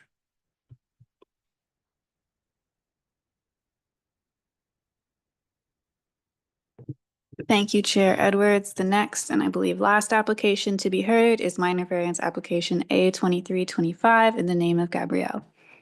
The subject lands are known municipally as 1246 Dudley Road, Unit 5. I would direct committee's attention to the submitted site plan on page 292 of the agenda package. The applicants are proposing to construct a one-story boathouse with a rooftop sun deck. Notice of this public hearing under the Planning Act was circulated 22 days in advance of this meeting, and 5 comments have been received to date. Comments were received from Nick Snyder, the township's chief building official, and Matt Veach, the township's development and engineer and transportation engineering coordinator, stating no objection. Comments were also received from Douglas Holland, the township's fire prevention officer, stating no objection, as well as the calculated fire response time, and recommending that the Fire Smart Homeowner's Manual be consulted to understand how treatments to the property influence wildfire spread. A letter of opposition was received from Ian and Nancy Baxter, owner of 1246 Dudley Road, Unit 3, the immediate and northerly abutting property, stating concerns surrounding privacy on the dock as a result of the rooftop sun deck and potential impacts to property values. A letter of opposition was also received from Lawrence Cutting, an area resident, stating concerns that the elevated design of the boathouse deck will result in direct lines of sight into adjacent properties, thereby compromising the privacy of neighboring residents. These letters can be read in full in section 10 of the agenda package. The proposed variances are summarized as shown on the screen. This table was included in the circulation materials and can be found in the agenda package. Staff have prepared a detailed report for committee's consideration and have recommended that the application be approved subject to the following conditions. 1, that the sun deck shown on the submitted site plan be removed as intended. 2, that bylaw 2025-043, being a bylaw to deem the subject lands as not being on a plan of subdivision, be registered and confirmation be received that the lots have merged. And 3, that a satisfactory site plan agreement be entered into and registered on title along with securities for the retention of existing vegetation and plantings to retain and revegetate the shoreline buffer.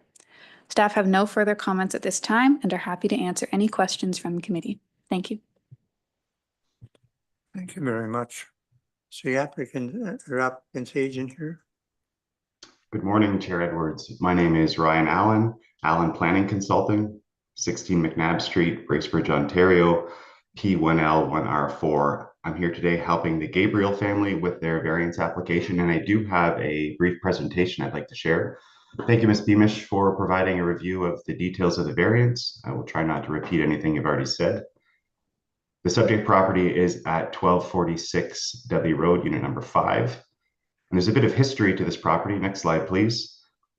Permits were issued for a new dock, and that dock was constructed with plans to have a one-story boathouse with a rooftop sun deck. It was determined at the time of the building permit submission for the boathouse that the survey that was recently completed did not align with the 1999 site plan that allowed a very similar boathouse on the subject property. As well, it was discovered that the lot consists of 2 separate parts that have not merged. So a deeming bylaw was required. I can confirm that the deeming bylaw has been approved on April 16th. And in front of you today is almost a technical variance to address the differences between a site plan drawing from 1999 and more accurate survey information from the modern era. So you'll see that there's a slight difference in setbacks as it relates to the boathouse itself. You'll even notice that setbacks were measured differently in 1999 than they are today. And you'll also notice that due to the angle of the boathouse on the shoreline, that the setbacks vary across the length of the boathouse itself. It's tightest on the north end, close to the shoreline, and it's widest on the south end along the shoreline. Next slide, please. The boathouse size is slightly different than in 1999. The boathouse size was 16 by 25 in 1999. The boathouse today is 14 feet wide, but 28 feet long. The boat that is going to be living in this boathouse is 25 feet long. So they need a boathouse that is longer than 25 feet. I would also note too that the boathouse itself is just a shade over 11 feet in height. The bylaw would allow up to 16 feet of height. So this boathouse is almost 5 feet lower than would otherwise be permitted. Next slide, please. And Ms. Beamish shared some photos of the property. This is the existing dock that's been recently constructed and where the boat port will land. Next slide, please. The neighbor to the north and the neighbor to the south. Next slide. Looking at the deck that is to be removed, as well as looking from in front of the dwelling over top of the existing deck, as well as the location of the new boat port. We're agreeable to complete the conditions as recommended. It'd be my professional opinion that this application meets the 4 tests of the Planning Act, and would be happy to answer any questions you have. I would also note that the Gabriels are listening to the call today, so they may want to speak, but I'm not sure of their plans. Thank you. Thank you very much, Mr. Allen. Is there anyone here wishing to speak in support of this application? Anyone in opposition? Do we have questions from the members? Yes, Mr. Stokes. Through you, Chair Edwards, just in light of the neighbors' letters and privacy concerns of the neighbors, I'm just wondering if staff can explain a statement to me that's in the report. It's on page 284, and it's referring to overlook. It says, notwithstanding, if committee is considering approval of the application, consideration can be given to a peaked roof design, which would invite lesser intensity of use over the water and which would necessitate a lesser setback requirement, 30 feet by 30 versus 45 feet. I'm not an architect, so I don't understand what that means and what would be involved and how that would impact the privacy issues that these others are having. Yes, go ahead. Through you, Chair Edwards, the current proposal is for a boathouse with a rooftop sun deck. As the agent for the applicant explained, this is kind of a technical application. Approval for a boathouse on this property was granted previously. Through an updated survey, the measurements taken at that time were found to be inaccurate, and the applicants are now coming through to apply for relief again. What staff have said is basically if committee believes that they would like to take the neighbors' concerns into account and consider a lesser intensity of use over on the property, they could consider a peaked roof boathouse. This means that nobody could use the second story of the boathouse for lounging, and it would reduce potential sightlines into neighboring properties. I would note that with an established vegetative buffer, it would not be easy to see a neighboring property on top of your boathouse. And as the agent stated, the boathouse is not, 16 feet high, it's only 11 feet. If you'd like me to provide more clarity, I can do that. No, I misunderstood. I understand now. I know what a peaked roof is. I just thought it was some sort of a hybrid, or there was going to be a peak somewhere and a flat portion of the roof such that it would, divide it from the neighbor's property, et cetera. So thanks for the clarification. That was my confusion. Yes, Member Bridgman.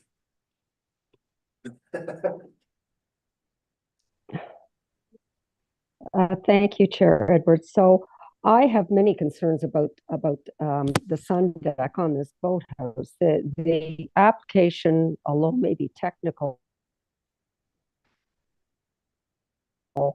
Just a the second, other you're one freezing. was 910, and am I Just a minute, okay you're now? freezing there, Member Bridgman.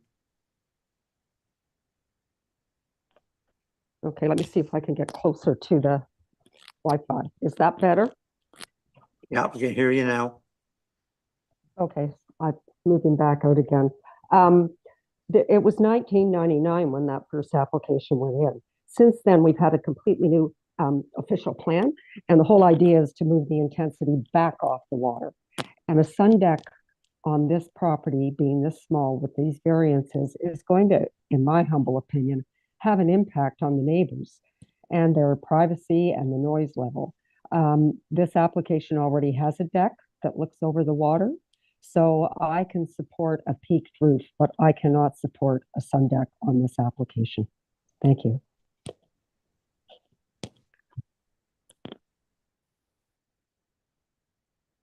Thank you, Chair. I'm just wondering if we go to a peaked roof, are they allowed to keep the sun deck that's existing, that's supposed to be removed if there's a flat top boathouse?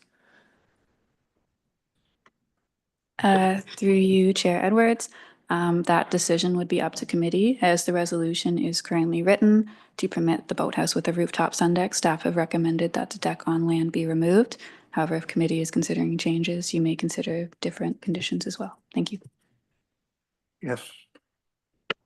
Through you, Chair, and further to Ms. Beamish's comments, I believe, and I don't have the bylaw in front of me, and I'd have to perhaps review the history, but I believe as part of the proposal that was approved in 1999, that shoreline deck was required to be removed.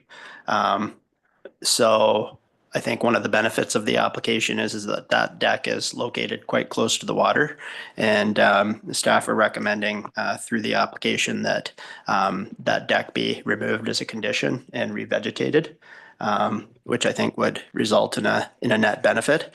I think just for certainty and for committee's clarity, I think staff have looked at the impacts of the reduced side yard setbacks. And I think we were able to support the application after reviewing specific details such as the separation of the proposed boathouse from neighboring shoreline structures. I think that was one of the main considerations. Certainly, rooftop sun decks are going to invite a greater intensity of use over the waterfront relative to a peaked roof boathouse. But with that being said, another factor that we considered as well was the overall size of the boathouse. It's quite a modest size. So those would be my comments. Happy to elaborate or if needed. Thank you. Just for clarification, I'm looking at page 281. So there's the existing sun deck to be removed, and there's also a small one down by the water that's coming out as well.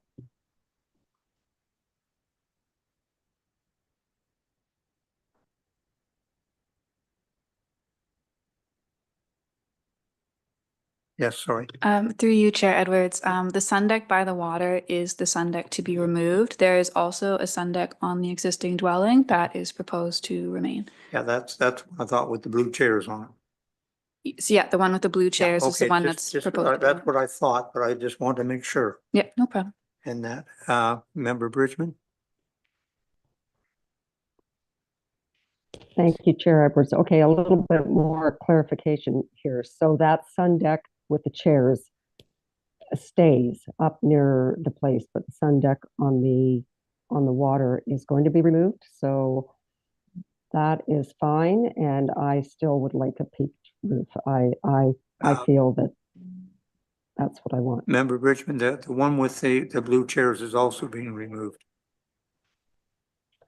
So I'm sorry, I don't have that in front of me because I'm traveling. I didn't No, I bring know, everything. yeah, but it's the larger one at the front with there's 1, 2, 3, at least 4 or 5 chairs on that one. That's coming off as well as the one down by the water, the small one. Well, then I would support a peaked roof, but leave that bigger one up from the water. That would be what I would support. Okay. No, isn't that Ms. Beamish? That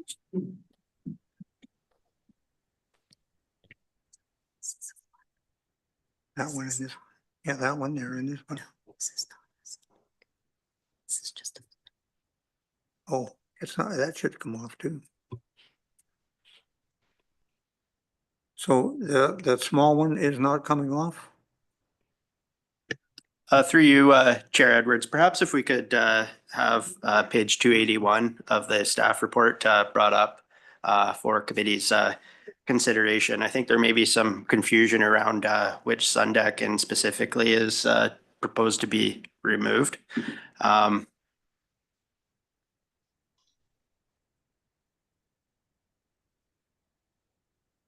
Yeah, there we go. If we could maybe zoom in on that, is that possible? Perfect, that's good.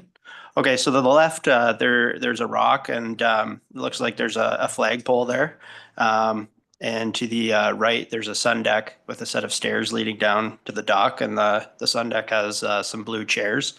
That sun deck is intended to be removed. We're solidifying that through a condition, and through a condition as well, there'd be a requirement for that area to be revegetated. There's another arrow pointing toward the existing dwelling with a sun deck off the front. There's no proposed changes to that sun deck that's attached to the dwelling.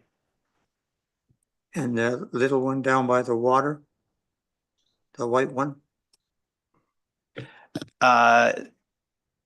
Through you, Chair, I believe that's the flagpole. There's a flagpole attached to that dock. It looks to be quite old. It's likely legal non-complying. Okay. Okay, because what I'm looking at, it looks like there's a deck around it. I didn't think that was a flagpole, but it may be. Ms. Beamish will know. Sorry, could you please repeat the question? Okay, the little deck on the rock there, is that a deck or just a flagpole? To you, Chair Edward, it is a supporting structure to support that flagpole. So it's not a deck. It's really very small. Okay, so it's not habitable then? No. Okay. Okay, any other questions or comments from the committee? Yes, Member Broken Green. Yes, my comment is that there already is a variance, right, from 1999. So it allowed, did it not a sun deck, or was it just a variance for a boathouse with a peaked roof? Through you, Chair Edwards, the variance from 1999 was for a I forget the exact wording, but it was a flat roofed boathouse. Mm-hmm. So I believe we can take that to assume that it was a boathouse with a rooftop sun deck, even though the wording may not have been the same. So if I may comment again, My understanding is variances are now given with a 3-year time limit, but in those days they were not. And would it not be the responsibility of adjacent homeowners to know that there are outstanding variances on a property? And therefore, that's been there all these years. There's always been the potential to have a sun deck. I think that, in my opinion, the approval should stand for a sun deck at 11 feet because it's not very, very tall. Okay. Yes, Mr. Sharp was the original for sun deck. Thank you, Chair. A bit of a distinction, I think, to make in this particular case. There was a bylaw, a site-specific zoning bylaw amendment that was approved in 1999. That's different from a minor variance application. Minor variances typically grant one-time relief in order for a certain development proposal to proceed with applying or being approved a building permit. A zoning bylaw or site-specific zoning amendment goes with the land, it's tied with the land, and it doesn't expire. So certainly at the time that it was applied for, the lot coverage as it exists, or the lot coverage as is approved through that bylaw, that is the maximum permitted lot coverage permitted on the property. I think what's unique in terms of this proposal is that back in 1999, it appears that they didn't have the benefit of an up-to-date survey, and the side yard setbacks were intended to comply.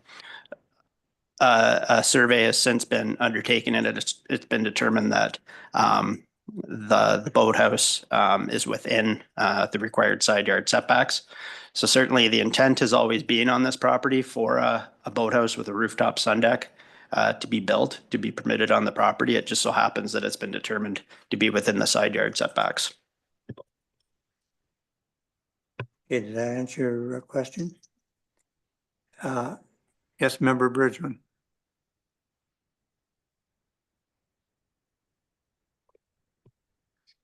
Member Bridgman, are you frozen there? I see your hand up, but you can't communicate. Oh, okay. You hear me now? Yeah, I can hear you now. Okay, so I think my comment to Mr. Sharp's comment is that the application has changed since 1999. They were not dealing with setbacks that were that they needed a variance for those setbacks, if I'm understanding what Mr. Sharp is saying. So that may have been a different decision back in 1999 if they were aware that the setbacks were not within the bylaws. So, but I think I've stated my opinion. I think we're 25 years ahead. I think that changes things. I would support a peaked roof, and I would keep the sun deck that is now being asked to be destroyed, to give them that sun deck, but it would be a peaked roof. And then I'll try not to say anything more for you, Chair Edwards. That's fine. We like comments. Yes. Through you, Chair Edwards, Member Bridgman is correct. It certainly wasn't my intention in my comments to diminish the importance of what's in front of us today in terms of the side yard setbacks. It was only to provide or try to provide some clarity with respect to the past approval and what was proposed as part of that process. Thank you. Any other questions or comments? Yes. And this is really just for my own curiosity and for clarification, but the one letter of opposition, there's no address. It just, I think Ms. Beamish said area resident, but what is the implication? Like, who can complain or oppose a minor variance? Like, we don't, like, is there a direct impact on this person or not? I believe there was two. Yeah, Ms. Beamish, there was two letters, were there not? Yeah, there's two letters. One doesn't, yeah, one's a direct neighbor and indicates that. The other one just said, I think they said area resident, but even on that person's letter, there was no address given of where this person is located. Through you, Chair Edwards. Yes, one of the letters was received from the northerly property owner where the boathouse is proposed to be set back. I believe it's 35 feet from that lot line. And then the other letter was submitted without an address. I'm not sure if I can share that address if they didn't provide it. So I don't really know the rules there. Okay. Because I feel if it's not a direct impact to that person, I don't know if it's really if I can take it into consideration, if it's not directly impacting them. And I, agree with the privacy sort of idea if they didn't give it, but Just trying to, because then anyone, like, I could complain.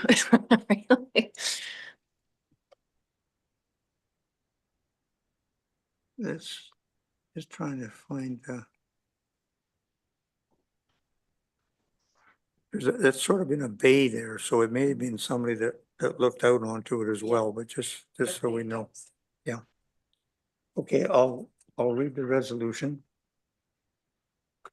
Moved by member Brown, second by member Stokes. Be it resolved that minor variance application A 23/25 Gabriel to construct a one-story boathouse with a rooftop sun deck is hereby approved, with the following variance being granted: to permit a one-story boathouse with a rooftop sun deck on an undersized lot in a different extent and location than permitted by bylaw 1999-109. 2, to permit a minimum side yard setback of 35 feet at the closest point from the northerly side lot line projection for a one-story boathouse with a rooftop sun deck, and 3, to permit a minimum side yard setback to be 23.5 feet at the closest point from the southerly side lot line projection for a one-story boathouse with a rooftop sun deck. These variants are granted as shown on the plan attached to the notice of decision and are subject to the following conditions. 1, that a sun deck shown on the submitted site plan be removed as intended. And 2, that bylaw 25/043 being a bylaw to confirm the subject lands as not being on a plan of subdivision be registered and confirmed to be received that the lots have merged, and 3, that a satisfactory site plan agreement be entered into and registered on title along with securities for retention of existing vegetation and plantings to remain and revegetate the shoreline buffer. This approval shall remain in effect for 3 years from the date of decision. Any questions or comments? All those in favor? Any opposed? That's carried. Thank you, committee. Have a great long weekend. Member Bridgman, have a great trip wherever you're off to. Thank you.